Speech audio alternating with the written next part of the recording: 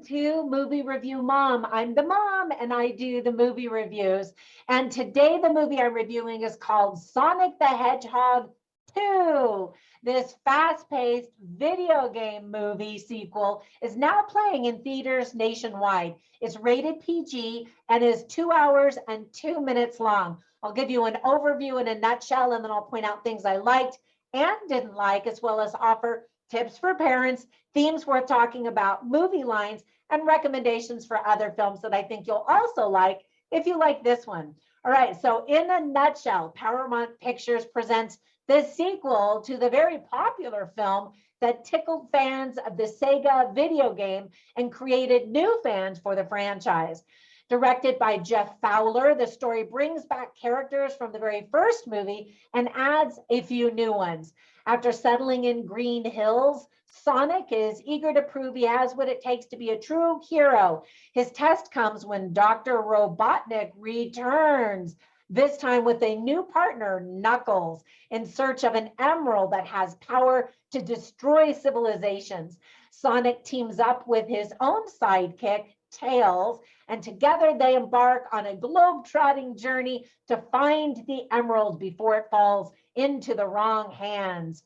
So the things that I liked about this movie are, first, starting off with Dr. Robotnik, and what he's been doing on the Mushroom Planet all this time was super entertaining. I was worried that Jim Carrey might actually phone it in since he had taken a break from filmmaking, but it doesn't look like he's got a phone anywhere near him. His over-the-top performance is always welcome.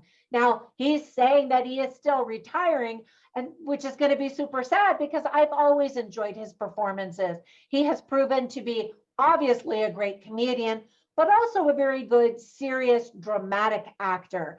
Now, there's a lot of dramatic acting going on, but it's all very humorous, and he's just such a pleasure to watch. I also always enjoy watching James Marsden. Unfortunately, the side story about this wedding seemed a little bit more of a distraction than something that was truly necessary for the story, which was disappointing. I was kind of hoping there would be more of him. He is such a great actor when it comes to acting to a green screen, to inanimate objects that aren't actually there. And that's kind of been something that he's been known for, and it continues to do very well. So I would like to have seen him do more. He can actually sing and dance. So are we ever going to get him to see him do that in this franchise? I don't know. I would have built more of a side story around that rather than what actually happens in this movie. Now I'm talking about things I didn't like. Back to the things I do like. Other cast members that are crowd pleasers are Idris Elba, Adam Pally, Ben Schwartz, and Shamar Moore. Speaking of Idris Elba, he's already getting a spinoff by Paramount Plus. So congratulations. There's a bouncy soundtrack, which keeps the energy moving. And fans of the video game will be thrilled to see Sonic, Knuckles, and Tails all together again. They'll also get a kick out of all of the new characters, Easter eggs, and many details from the video game. I never played the video game, but I have 4 sons who did.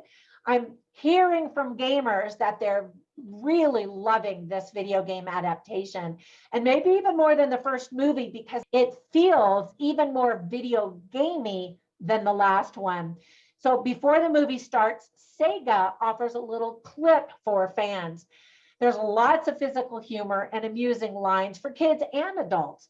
There's a random Russian fight dance, which, that's always welcome. Keep watching during the final rolling credits for some cute video game scenes. And overall, Paramount did a great job advertising this film and playing with it.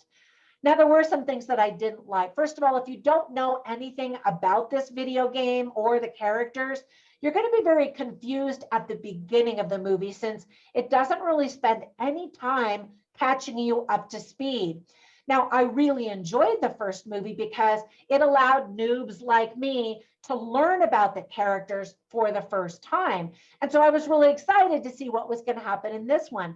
But the sequel assumes that you already know the characters that are introduced, which I didn't, specifically Knuckles and Tails. And so it wasn't like a great happy reunion. I was like, okay, are they good guys? Are they bad guys? I don't even know. And so I thought that that was a gap that wasn't filled. The movie just jumps in with these characters and you're supposed to kind of catch up to speed. And so I thought that that was a weakness. And if this is a standalone film, it definitely doesn't bring in new fans because people just are going to be confused. Now, the very first time we see Sonic in this movie, he also appears kind of cocky and destructive, which immediately lessens any feelings of endearment for viewers who've never seen him before, as opposed to the last movie where I got to know this character and I was like, oh, I really like him. So when you don't know him and he just shows up on screen like that, it's hard to feel invested or care about him when we haven't been given any time to get to know him and fall in love with him. Likewise, no time is really given to explain the motivations that the villains have. Fans of the original video game will definitely enjoy this movie a lot more than those who are new to this franchise and watching it for the first time. There are so many puns. Now, I like puns, but I admit that this movie really lays it on thick. So if you don't like puns, you may not like that element of the movie. And this is definitely not a movie that I'm going to watch again. I've been there, done that, and ready to move on. Let me give you some tips for parents. There is a lot of destruction and mayhem. Adults drink a lot of alcohol. There's violence. And kids seem to be enjoying the silliness of it all. And adults actually who love the game are enjoying it. But adults who don't know the game or the characters are going to be bored. So let me give you a list of the elements of the themes that I thought were illustrated well.